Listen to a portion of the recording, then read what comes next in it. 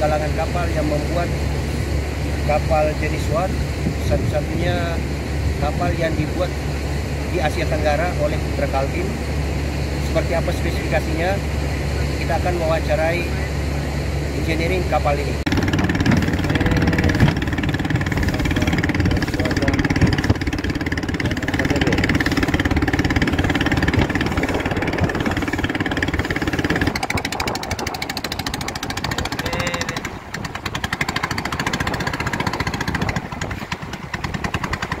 Ya, ini engineer-nya nih, engineer-nya. Ini arsitekturnya nih. Tahu. Pak Ridwan namanya. Wah, ini ruangan panel kamarnya. Panel listriknya. Ini panel listrik. Ya. Ini kamarnya kayak kamar hotel. Kru. Ini. Kamar kru. Ini kamar kru. Ya. Ini sudah 27. Berapa kamar semuanya? 7. Ini kru. Ini tetap juga. Kru. Ini yang beda.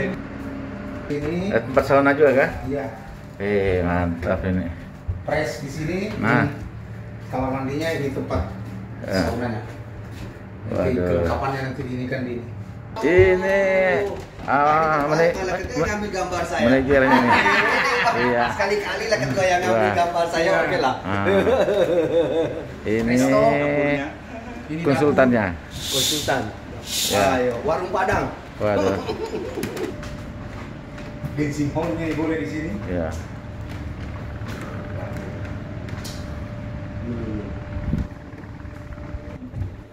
Ini kamar Numpang. penumpang. Toiletnya sebentar saya buka Toilet toilet. VIP-nya ya. Iya.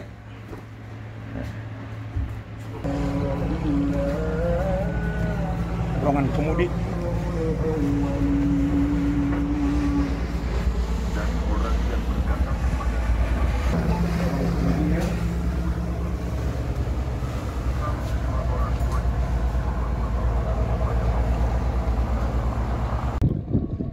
Saya Abraham Mingan, Ketua Umum Majelis Rakyat Kalimantan Timur Bersatu.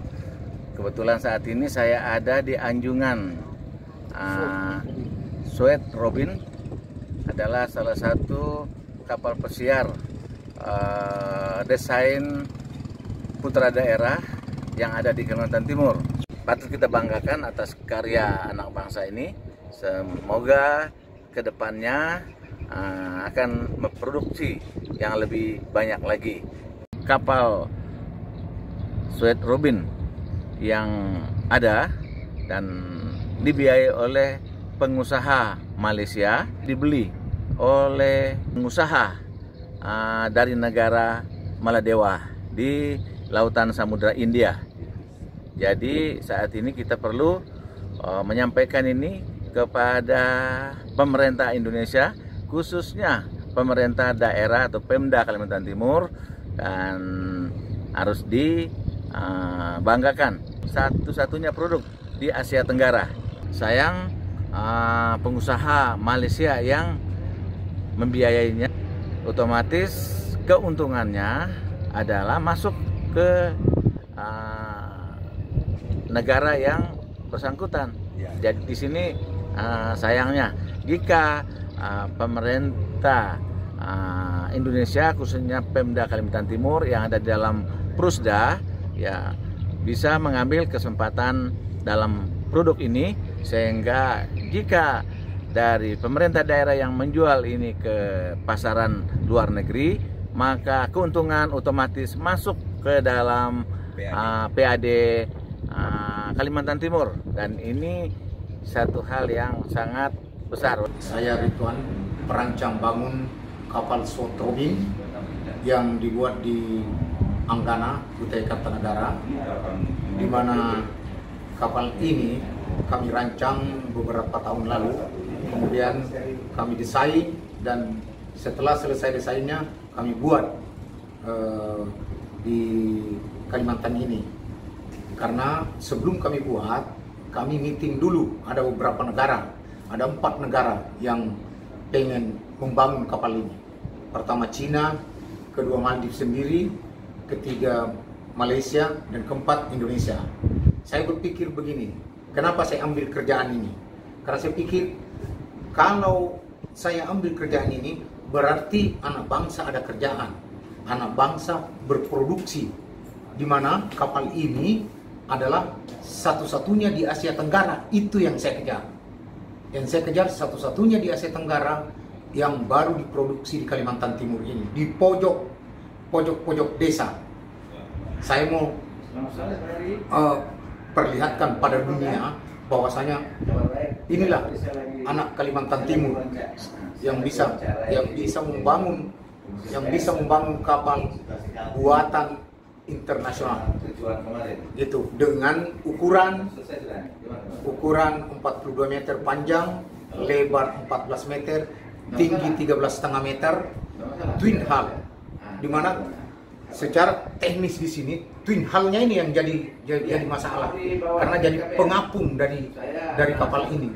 Disitulah keunikan kapal ini, kurang menahan air, melawan air karena dia bentuknya kayak torpedo ya, yang digerakkan dengan 1.200 horsepower, 600 kali 2, dengan kekuatan genset 100 HP 2 buah, 80 HP 2 buah. Kapal ini terdiri dari tingkat pertama, ada ruangan, ada 12 ruangan, ada ruangan meses, ada ruangan pembuat air tawar, ada ruangan elektrik.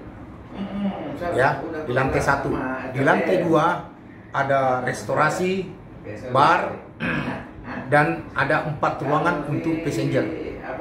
Di lantai 3 ada 9 kamar untuk passenger, 2 kamar untuk kapten sama chief engineer.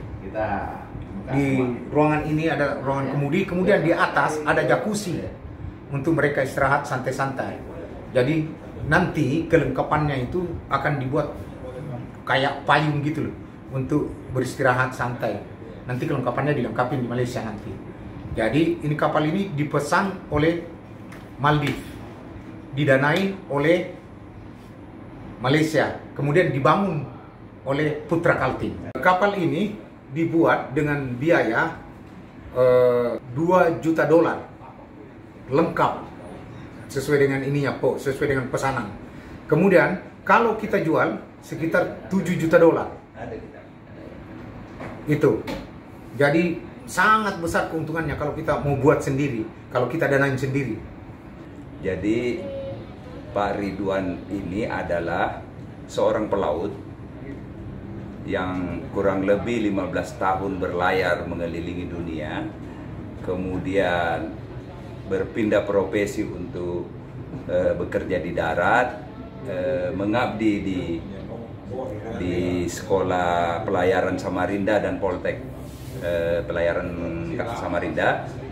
Kemudian setelah itu, karena pertemanan beliau ini selama berlayar, banyak pengusaha-pengusaha dari berbagai negara yang dikenalnya. Kemudian salah satu perusahaan besar di Malaysia mengajak beliau bergabung untuk sebagai perancang bangun kapal dan sekaligus pemasaran secara internasional. Nah, salah satu hasil pemikiran beliau setelah melanglang buana termasuk ke negara Maldives, adalah suatu negara kepulauan yang potensi wisata baharinya yang menjadi prioritas pendapatan negara itu. Muncullah ide-ide baru untuk membuat kapal wisata yang dinamakan SWAT Robin. SWAT Robin, Small Water Airplane Twin Hull. Artinya viskositas antara bodi kapal dengan air laut itu sangat kecil dibanding dengan kapal biasa, sehingga manuver kapal itu lebih mudah. Itu satu pertimbangannya.